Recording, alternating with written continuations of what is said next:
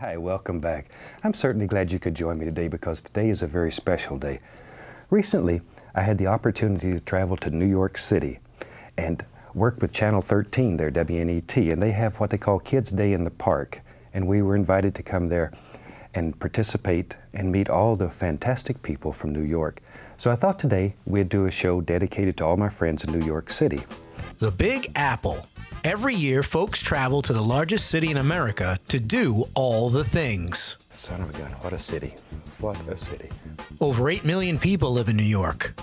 It's a city known for its concrete, its cuisine, its hustle, its bustle, inhabited by bohemians, actors and authors, writers and recording artists, painters and podcast hosts. There's all types of people in New York City. There's a lot of everything. It can all be a little overwhelming. Hey! I'm walking here! I'm walking here! But on one picture-perfect day in 1989, the city's most famous park was overwhelmed with joy. As I say, our day in Central Park was one of the most fantastic days of my life. In fact, maybe we could share a little bit of that with you. Bob Ross's magical day in Central Park left an impression. It pulled back the curtain on public television's happy painter. There he is! The guy from the TV was a real guy. A real artist. He really did want to teach you how to paint. So many folks who came out to see Bob that day were in awe of him, excited to meet a man who was always in awe of the world around him, not to mention his own place in it. Bob Ross's time in Central Park was a one-shot deal, but just as he did in other cities, in other countries, wherever Bob walked the earth, wherever he painted it, he inspired us to appreciate art, color, and joy. And even if that inspiration happened in 1989, or it happened yesterday, Bob's legacy isn't just in the paintings. It's in the people. Bob Ross wasn't just painting buildings. He was building painters. Tap in a little bit of color. And let's just make a big decision. Maybe right along in here lives a happy little tree. Here's the story of one certified Ross instructor who's fairly new to landscape painting, but has a long history of making art, music, and making a big old mess alongside some other colorful characters in the city that never sleeps. Shoot, I think we're about ready. Now then, Annette cut this beautiful design out for me, so let's pull it off and let's see what happens here. There we are. Isn't that fantastic? And you can do this too. Wes Day is a painter. He's a performer too. Years ago, Wes made a big decision to move to the big city. Since then, he spent significant time on stage in New York's East Village, and with one very specific color of paint. We're at a historic theater here in New York City. It's a place that I recognize. I've been here a few times. Tell us where we are. We are at the Astor Place Theater. It's a really famous theater. A lot of different shows have taken place here. Blue Man Group opened up here in 1991. Before that, Al Pacino's performed on this stage. There were the famous Astor riots that took place over a Shakespeare show. It's just an incredible historical building to have our show in.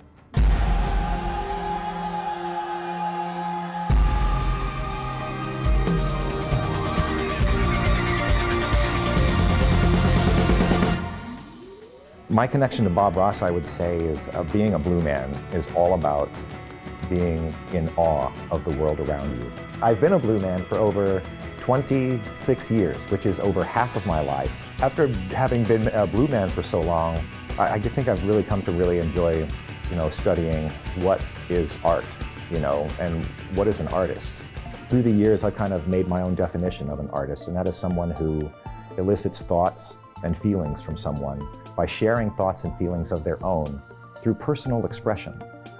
And that personal expression can be dance, it can be theater, it can be acting, it can be singing, it can be sound, it can be poetry. The way you dress yourself in the morning, the way you present yourself can be an art. That personal expression, I think, lives inside each and every single one of us. I say, if you've never painted a painting before, but you've always known there's an artist hiding inside of you, this is the one to get started on, because it'll work. It'll work the first time, guaranteed. The blue men, just like Bob, are trying to figure out what does it mean to be human? What does it mean to have this ritual where we make art together? And I think that they're just trying to understand what it means to experience life on Earth as a human this day and age. And I think one of the biggest things that blend Bob Ross and Blue Man is that they encourage you to go forth and be creative in your own life. You can do it, Blue Man. You can do it. The Blue Men are encouraging you to follow your bliss and to go and be creative in your own life and to go and do something that inspires others to go and do what inspires them.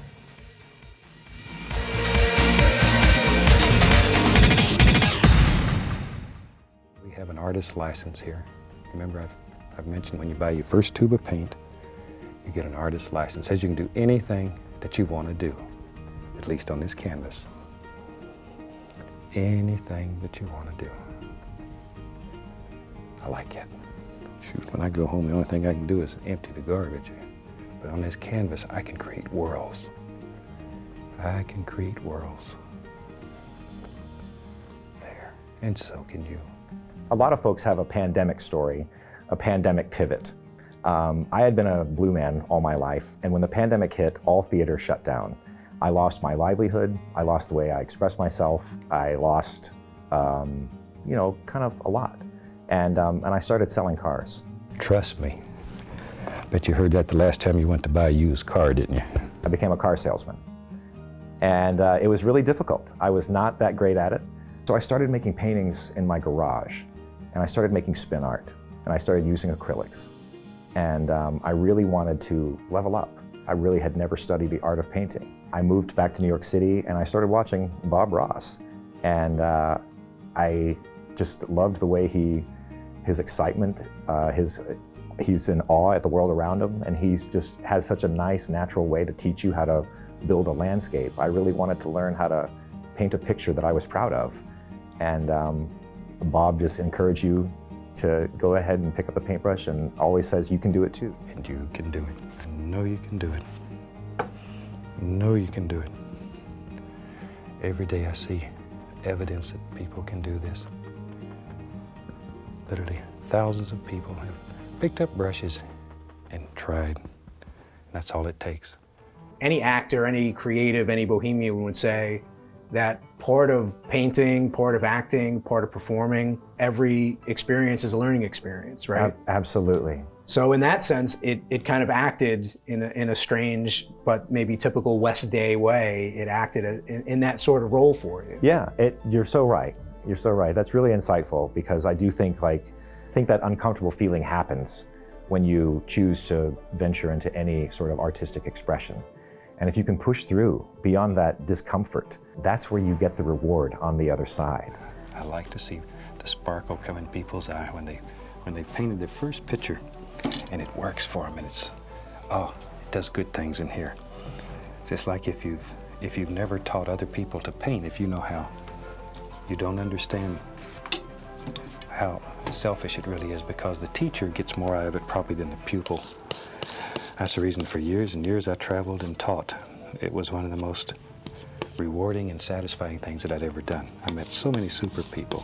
And I was very uncomfortable when I first started painting. I had never painted with oils. And when I went to become a CRI, I felt like I was in the presence of people who had studied Bob Ross and had practiced. And getting certified was just a formality. And I felt like quite a beginner, even in the painting classes. And I had that same uncomfortable feeling selling cars that I did becoming a CRI. Now you went to Muncie to get your certification. You trained with one of the guests on the podcast, Faye Fletcher. Is that I correct? did, yes. What was that like? That was incredible. I certainly would not be the... You're gonna make me cry. Faye Fletcher means a lot to me. She probably doesn't know this, but she taught me how to paint. She was very open in her teaching, and like I said, I went through a lot of uncomfortable feelings, a lot of discomfort learning to paint. And Faye just kind of took me by the hand, guided me along, and I just think the world of Faye Fletcher. And I wouldn't be the painter I am without her. And she's just extremely encouraging, and which is one of the greatest influences for me in doing this. I came from studying acting, and I came from studying performance. And I'm really confident, like I said, doing anything related to performance. If on day one, Faye had said, I need you to stand up here and talk to the class, I'd be like, oh, no problem. Hey, you want me to talk? I can talk. But it wasn't that. It was like, you know, watch me and try to paint like this. And I was just like in the back of the class, like, so I was nervously eating all the time. I would be like, okay, you know, I'm gonna paint. And then I would look at the person next to me and theirs would look beautiful. And I would just think, oh gosh, mine looks terrible. And I don't know what to say other than painting did not come natural to me either. And I'm used to being in performance-related classes where I'm kind of a natural, and I'm kind of I feel confident. And in this, I didn't feel any confidence. And Faye really helped me feel good about what I was doing, that I am a good painter, that I can do this. It takes practice. It takes some discipline. Just depends on how good do you want to be. Talent is a pursued interest. In other words, anything that you're willing to practice, you can do. And this is no exception. But it's like driving the car. At first, it's a little difficult. You have to learn how to make your hands and your foots work together. Same thing, and that's what we're trying to teach you here, is the technique. Once you have the technique down, all you need is a dream in your heart and a desire to put it on canvas. Bob preaches that, Faye preaches that, and if your intentions are good, you will find success. There's an old saying, how do you get to Carnegie Hall? Practice, practice, practice. Devote some time to practicing. If there's a secret to this or any style of painting, whether it be portraits or florals, landscape, it makes no difference. If there's a secret, it's practice. It's practice. I always liked the story about the great violin player, and he played a concert, and afterwards a lady came up to him and she says, oh my gosh, she says, you're so fantastic. She says, I would give half my life to be able to play like you do. And he looked at her and he said, I did. So that's all. It's just practice. So I went to Bob Ross School, and look what I learned. You too can be a certified Ross instructor.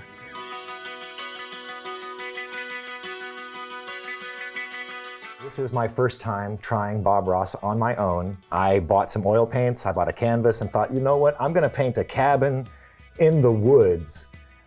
Somebody asked me one time why I don't ever put chimneys on my cabin. I don't know, it's just something I've just got in the habit of not doing.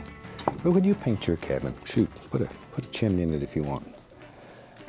Maybe my little guy's got electric heat. Living way out here in the woods. And this is my cabin. And these are, I guess, the woods. This is the sky. And I think I was going for a cloud or a mountain. I think I was going for a cloud. Now, this is freestyle?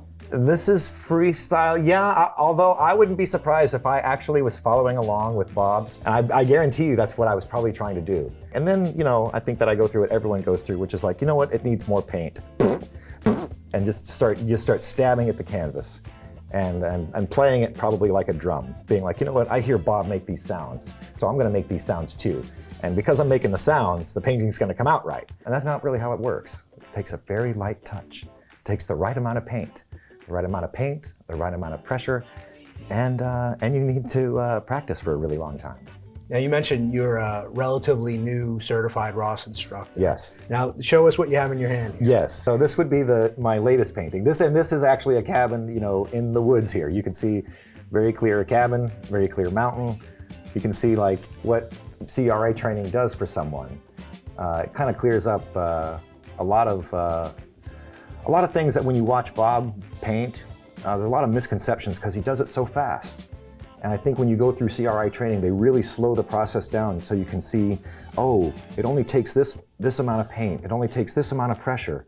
And you know, if you hold the knife without your finger, you know, on the blade, you won't get that pressure. If you hold it on the sides and sort of keep the handle lifted until you bring it down, they show you so many things at CRI training to help you improve your painting technique overall. And this is a good contrast of two. This is totally me trying to make a cabin just like Bob Ross before and this is after school. How long does it take for West Day to get from this to this? Probably 1 year. And you can do it with a minimum of time and practice and effort. And to me, I like that very much. It opens the world of art to any person who has ever wanted to put a dream on canvas. You can do it. You don't have to go to school half your life. You don't have to know Leonardo da Vinci as a personal friend. You can paint this.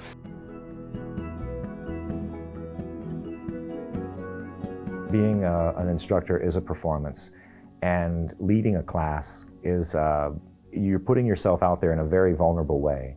And I think that's why I love Faye so much, is because she really puts herself out there, really opens her heart, and shares what she knows about painting. And just like the student, Faye is open to making mistakes, just like an instructor. I'm still learning, and it's always good to have that student mindset. And a teacher can make mistakes, a student can make mistakes, but the rule is that there are no mistakes, only happy accidents. Let's wash your old brush. Let's wash the brush.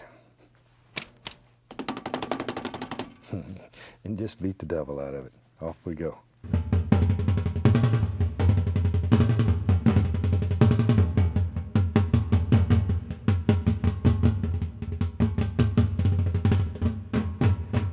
When we were children, we were allowed to make mistakes. We were allowed to be messy. That's how you figure things out. That's how you find out who you are and how does this all work. We sort of lose that permission along the way to make mistakes, to be messy. We don't make mistakes. We have happy accidents. Just don't worry about it. Learn how to use what happens. See? Shoot, maybe that'd even be pretty. Let's just do that. And I think that's probably one of the greatest gifts that I've received from being a Blue Man and being a Bob Ross certified instructor, is that giving yourself permission to make mistakes and giving yourself permission to be messy is just going to help you figure out, who you are and figure out how does this all work, and in turn, what it is I should be doing.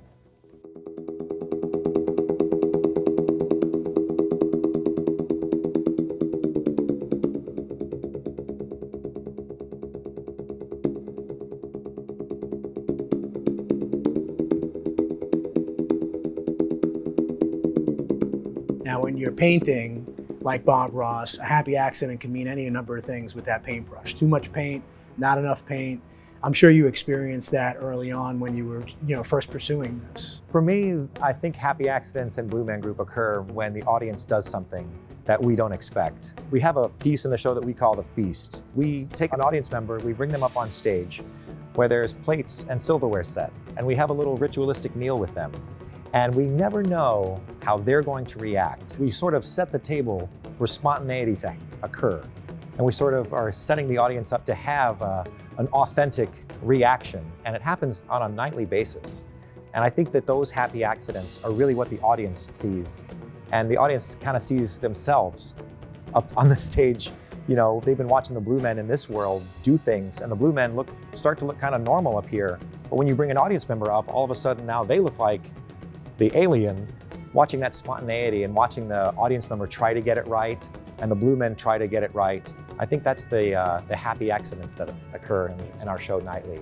It's like humanity just kind of illustrated in a different way than somebody putting a paintbrush on a canvas. You're kind of playing off your audience. Yes. There's a Blue Man gone rogue. What's that? There's a Blue Man gone rogue. He'll be okay. He wants to go in the rock booth. You can't tell him what to do. He'll be okay. Don't worry about it. You worry about your own booth. The Blue Man sees himself as an artist. You're cheering for him, and you see the Blue Man make a mistake and then turn it into something great. And the same thing with Bob. Look at that. See, let all those things come down. Right now it looks like a mess.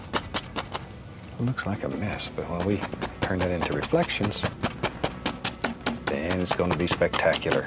And he gets excited about turning a little part of the shadow, of the mountain into something amazing. And he's always wanting to show you, the amazing parts of the world. I can just hear his voice saying, all right, look here, look here. Let's get crazy. Maybe, look here, look here, look here. Why not? Why not? Let this just come right across here. And I think that's the similarity in the Blue Men. They find things that are seemingly normal objects and find the beauty and find the amazing and the wonder.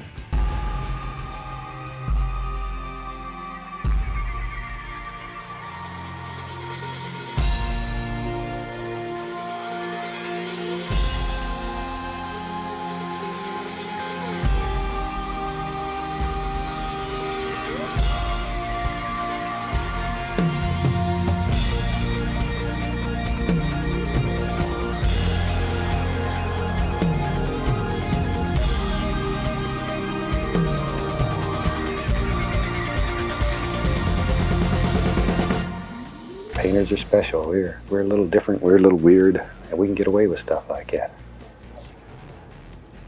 There we go. People look at me when I'm a little strange. I go around talking to squirrels and rabbits and stuff. That's okay.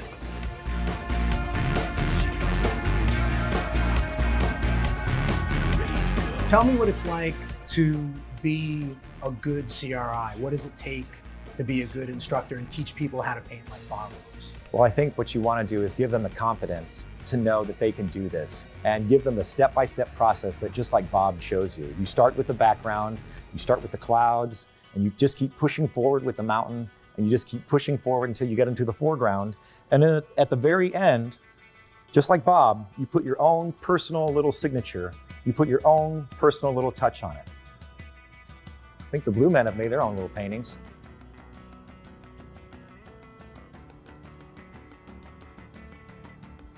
Oh, that looks good. Look at that. Still life. Very nice, very steady hand. And that. Oh, that's the one. Yeah. That's the one. Look at that. Looks great. Nice job, fellas. Now you have a musical background. You were a drummer. Yes, I started playing drums, yes. Now talk about what we're looking at behind us here. How does your musical background, dictate you being a Blue Man for as long as you've been? Well, luckily, my parents bought me a drum set when I was in the 9th grade. I started playing drums in 6th grade. I broke my leg. I was into sports, and I started playing percussion. And I went to a couple of band camps, but I also studied acting. And when I auditioned for the show, obviously the percussive skills translate to the PVC instrument. They're very unique. We hit the top of them with a foam paddle, and the technique is very similar to playing the vibraphone. And it's very similar to playing xylophone. It's a lot of fun, and you do have to have a really good sense of rhythm and timing, and having a percussive background helps a lot. I'm fascinated, but can you show me something? Absolutely, yeah, let's go. So what are we doing here? What are Okay, these things? so these are the PVCs, and just like Bob, uses color to say, that you can create your own little world. Well, this Blue Men use sound to create their world. And the PVCs, these are tuned to different pitches, and we use them to communicate with the audience. I'll show you a little pattern. You want to try that?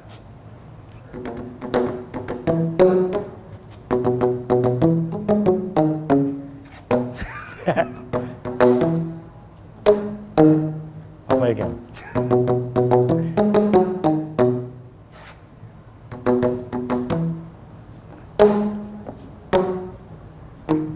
That's right. And then you put them, actually, we'll let the Blue Men do it. Let the pros do it.